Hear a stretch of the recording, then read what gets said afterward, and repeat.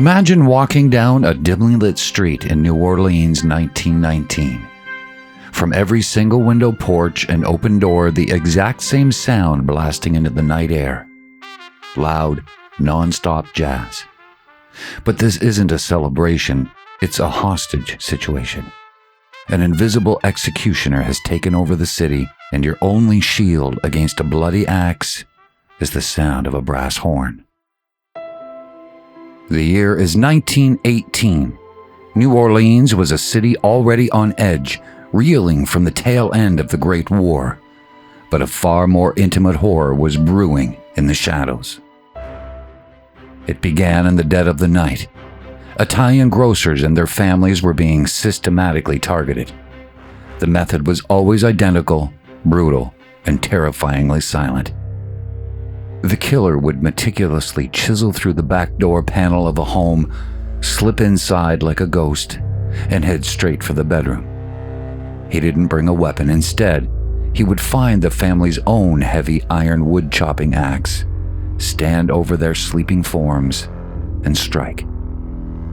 Month after month, the body count rose. The police were completely baffled, chasing ghosts in the dark.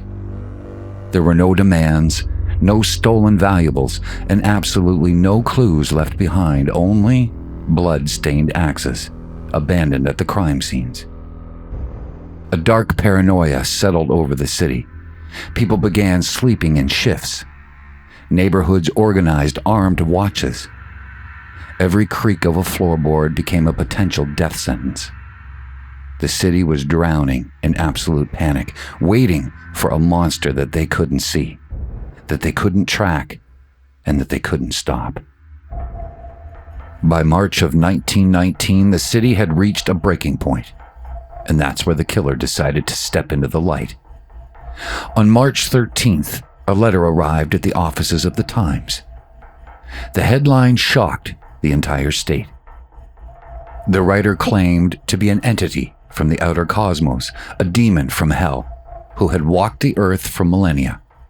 And he wrote, "They have never caught me, and they never will. They have never seen me, for I am invisible, even as the ether that surrounds your earth." But it wasn't a boast, it was an ultimatum. The writer declared that on the following Tuesday night, March 19th, 1919, he would strike again. He promised to be merciless. However, he did offer the terrified citizens of New Orleans one bizarre, unprecedented escape hatch.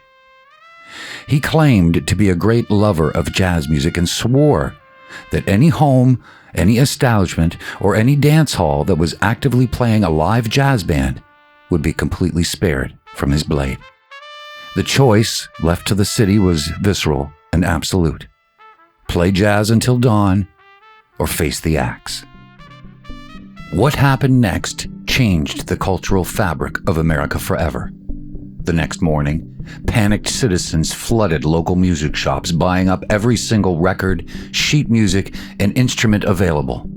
Professional jazz musicians became the most valuable commodities in the entire state, hired at exorbitant rates to play all night long.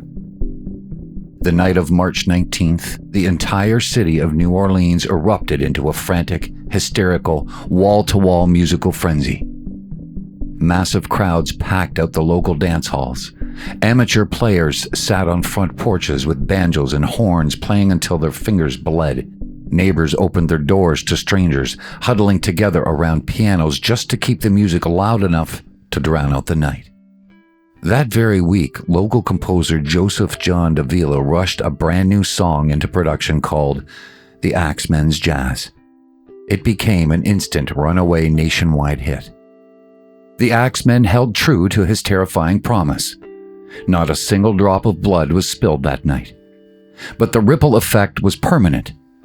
By forcing an entire city to weaponize jazz for survival, the killer accidentally pushed an underground, controversial music movement into the absolute mainstream, cementing it forever as the definitive soul and economic engine of New Orleans. But what if the people of New Orleans had rebelled against the ultimatum? What if they had refused to play along, or if the police had banned public gatherings out of fear? In that alternate timeline, the night of March 19th becomes a coordinated, historic massacre. Dozens of homes are struck simultaneously as a wave of copycats use the chaos to settle scores. In the aftermath, a deeply traumatized public associates the sound of jazz not with joy, but with pure terror and death. The genre is quickly demonized by religious and political leaders, officially banned across the American South as the devil's music. The historic speakeasies and clubs of the 1920s are shut down permanently. Jazz never migrates north to Chicago or New York, and the entire lineage of modern American music is severed at the root, meaning that the rhythm and blues, soul, and rock genres that evolved decades later are completely erased from existence, all because a city chose silence over the horn. We like to think that in our modern, hyper-connected world, we wouldn't fall prey to that kind of raw, superstitious panic. But human nature hasn't changed. When we are genuinely terrified of things that we can't control, we always look for a ritual to save us. We build structures, we follow unwritten rules, and we project our fears onto the culture around us. Sometimes that collective panic results in tragedy. But every now and then, human fear accidentally forces something beautiful and permanent to explode into the world. Our art isn't just born out of peace, it's a monument built out of how we survive the dark. The New Orleans Axeman vanished into thin air shortly after that infamous night, his true identity never discovered, remaining one of history's most chilling unsolved mysteries. But his terrifying ripple played on through every jukebox, radio, and guitar amp that followed. If you lived through that terrifying night in 1919, would you have picked up a horn, or would you have sat in the dark with a shotgun? Share it in the comments below, and if you would like to explore more of these ripples in history and in life, please hit subscribe and join me on the Ripple Trace.